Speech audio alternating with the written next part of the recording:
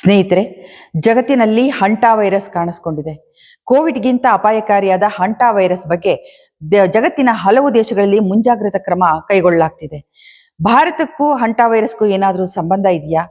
ಹಾಗಾದ್ರೆ ಇದು ಎಲ್ಲಿಂದ ಶುರುವಾಯಿತು, ಹೇಗ್ ಬರುತ್ತೆ, ಏನಾಗುತ್ತೆ, ಇದೆಲ್ಲದರ ಬಗ್ಗೆ ಇವತ್ತಿನ ವಿಡಿಯೋದಲ್ಲಿ ನೋಡೋಣ. ನೀವು ನೋಡ್ತಾ ಇದ್ದೀರಾ ವಾಯ್ಸ್ ಆಫ್ ಪದ್ಮ.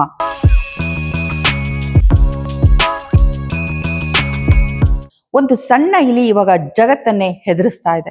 ಹೌದು ಸ್ನೇಹಿತರೆ, ಇದು ಎಲ್ಲಿಂದ ಶುರುವಾಯಿತು ಅಂತ ನೋಡೋಣ. ಏಪ್ರಿಲ್ 1ನೇ ತಾರೀಕು ಅರ್ಜೆಂಟೀನಾದಿಂದ ಒಂದು ಹಡಗು ಹೊರಡುತ್ತೆ. ಅದು ಓಷನ್ ವೈಡ್ ಎಕ್ಸ್ಪ್ಲೋರೇಷನ್ ಎಂಬ ಕಂಪ್ನಿದು MV ಹುಂಡಿಯಸ್ ಅನ್ನುವಂತ ಶಿಪ್. ಇದರಲ್ಲಿ ಸ್ಪೇನ್ ಕಡೆಗೆ ಪ್ರಯಾಣಿಕರು ಪ್ರಯಾಣ ಮಾಡ್ತಾರೆ. ಈ ಹಡಗಿನಲ್ಲಿ ಸುಮಾರು 147 ಜನ ಇರ್ತಾರೆ. ಅದರಲ್ಲಿ 86 ಜನ ಪ್ರಯಾಣಿಕರು, 60 ಜನ ಹಡಗಿನ ಸಿಬ್ಬಂದಿ ವರ್ಗ. ಹಾಗೇನೆ 24 ದೇಶದ ಪ್ರಯಾಣಿಕರು ಇವರಾಗಿರ್ತಾರೆ ಮತ್ತು ಅಮೆರಿಕದ 17 ಜನ ಈ ಹಡಗಿನಲ್ಲಿ ಪ್ರಯಾಣ ಮಾಡ್ತಿರ್ತಾರೆ. ಹಡಗು ಹೊರಟ 5 ದಿನಗಳ ನಂತರ ಡಚ್ನ ಒಬ್ಬ ವ್ಯಕ್ತಿಗೆ ಅನಾರೋಗ್ಯ ಆಗುತ್ತೆ. ಅಂದ್ರೆ 70 ವರ್ಷದ ವೃದ್ಧ. ಅವರಲ್ಲಿ ಕಾಣಿಸ್ಕೊಂಡಂತ ಅಸ್ವಸ್ಥತೆ ಇಮ್ಮಿಡಿಯೇಟ್ ಆಗಿ ಉಸಿರಾಟದ ತೊಂದರೆ ಆಗಿ ಆತ ಸತ್ತೇ ಹೋಗ್ತಾನೆ. ತಕ್ಷಣ ಅವರನ್ನ ಅಂದ್ರೆ 13 ದಿನಗಳ ನಂತರ ಆ ಮೃತದೇಹವನ್ನ ಸೆಂಟ್ ಹೆಲೆನಾ ಅನ್ನುವಂಥ ದ್ವೀಪದ ಆಸ್ಪತ್ರೆಗೆ ರವಾನೆ ಮಾಡ್ತಾರೆ. ಜೊತೆನಲ್ಲಿ ಪತ್ನಿ ಕೂಡ ಇರ್ತಾಳೆ.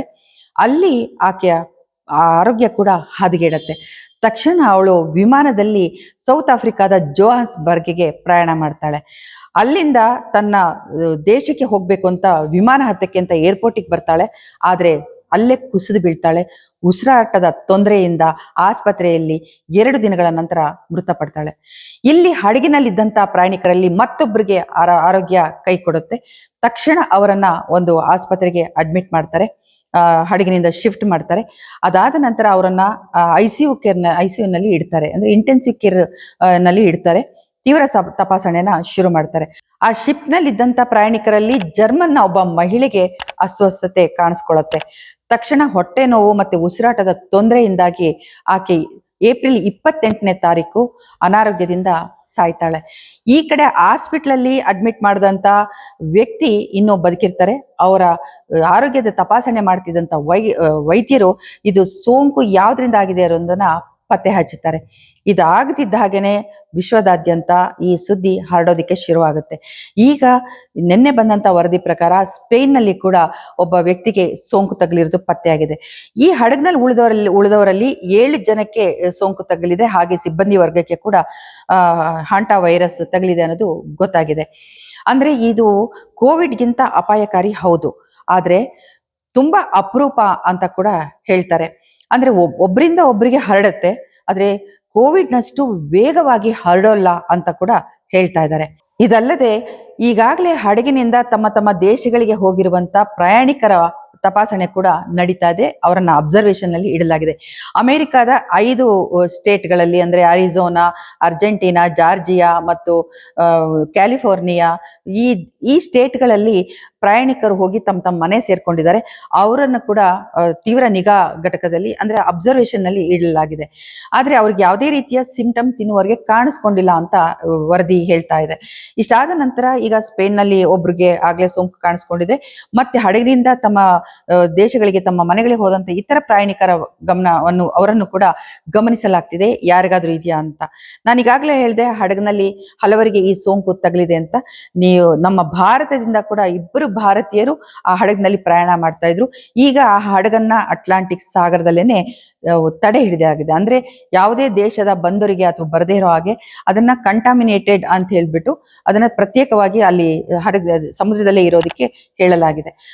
ಇದೆಲ್ಲದನ್ನ ನೋಡ್ತಾ ಇದ್ರೆ ಒಂದು ರೀತಿಯ ಆತಂಕ ಎಲ್ಲರಲ್ಲಿ ಮನೆ ಮಾಡ್ತಾ ಇದೆ. ಕೋವಿಡ್ಗಿಂತ ಇದು ಅಪಾಯಕಾರಿ ಅನ್ನೋದಂತೂ ನಿಜ. ಅದನ್ನ ವೈದ್ಯರು ಹೇಳ್ತಾ ಇದ್ದಾರೆ, ವಿಶ್ವಸಂಸ್ಥೆ ಕೂಡ ಹೇಳ್ತಾ ಇದೆ. ಆದ್ರೆ ಇದು ಬರೋದು ತುಂಬಾ ಅಪರೂಪ ಅಂತ ಕೂಡ ಹೇಳ್ತಾರೆ. ಆಮೇಲೆ ಈ ಹಂಟಾ ವೈರಸ್ ಇದೇ ಮೊದಲೆಲ್ಲ ಕಾಣಿಸ್ಕೊಂಡಿರೋದು. ಈ ಹಿಂದೆ ಕೂಡ ಹಲವು ಬಾರಿ ಕಾಣಿಸ್ಕೊಂಡಿದೆ. ಪ್ರಪಂಚದಾದ್ಯಂತ ವರ್ಷದಲ್ಲಿ ಸುಮಾರು 80,000ದಿಂದ 1 ಲಕ್ಷ ಜನಕ್ಕೆ ಇದು ತಗುಲುತ್ತೆ, ಬರುತ್ತೆ, ಇನ್ಫೆಕ್ಟ್ ಆಗುತ್ತೆ ಅಂತ ಕೂಡ ಹೇಳ್ತಾರೆ. ಅದೇ ಇದು ಬರೋದು ಯಾವ್ದ್ರಿಂದ ಅಂತ.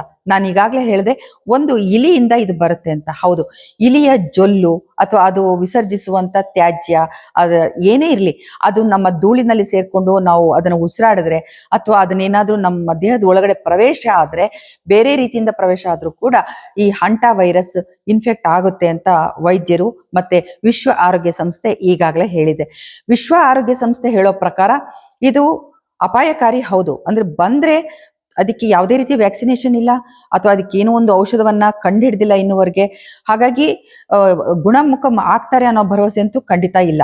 ಹೀಗಿದ್ದಾಗ ಆ ಸೋಂಕೇನಾದ್ರು ತಗಲ್ತು ಅಂದ್ರೆ ಖಂಡಿತ ಅಪಾಯ. ಆದ್ರೆ ಇದು ಕೋವಿಡ್ನಷ್ಟು ವೇಗವಾಗಿ ಹರಡಲ್ಲ.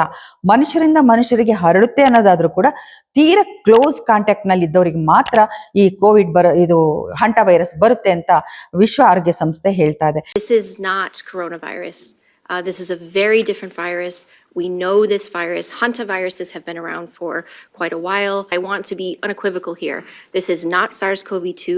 This is not the start of a COVID pandemic, but this is not the same situation we were in 6 years ago. ಈಗ ಮೊದಲ ಬಾರಿ ಕಾಣಿಸ್ಕೊಂಡಂತಹ ಡಚ್ ದಂಪತಿಗಳಿದಾರಲ್ಲ, ಅವರಿಗೆ ಅರ್ಜೆಂಟೀನಾದಲ್ಲಿ ಇರುವಾಗಲೇ ಈ ವೈರಸ್ ತಗಲಿದ್ದಿರಬಹುದು ಅನ್ನೋ ಅನುಮಾನ ಕೂಡ ವೈದ್ಯರು ವ್ಯಕ್ತಪಡಿಸ್ತಾ ಇದ್ದಾರೆ. ಸ್ನೇಹಿತರೆ, ಏನೇ ಇರಲಿ, ನಾವು ಶುಚಿತ್ವವನ್ನ ಕಾಪಾಡ್ಕೊಳ್ಬೇಕು. ನಮ್ಮ ಭಾರತಕ್ಕೆ ಈಗಲೇ ಅದೇನು ಆ ತರ ಬಂದಿದೆ ಅನ್ನೋಂಥ ಸುದ್ದಿ ಇಲ್ಲ. ಎಲ್ಲೂ ಕೂಡ ಅದು ಪ್ರಕರಣ ಇರುವಂತ ವರದಿ ಆಗಿಲ್ಲ, ಕೇಸ್ ಇಲ್ಲ. ಆದ್ರೂ ಕೂಡ ಯಾವ ರೀತಿಯಿಂದನಾದ್ರೂ ಬರಬಹುದು. ಈಗ ವಿಮಾನ ಪ್ರಯಾಣ ಮಾಡುವವರು ತುಂಬಾ ಜನ ಇರ್ತಾರೆ, ಅಥವಾ ಬೇರೆ ಬೇರೆ ದೇಶಗಳಿಗೆ ಫ್ರೀಕ್ವೆಂಟ್ ಆಗಿ ಓಡಾಡೋದನ್ನ ನಾವು ನೋಡ್ತಾನೆ ಇದ್ದೀವಿ.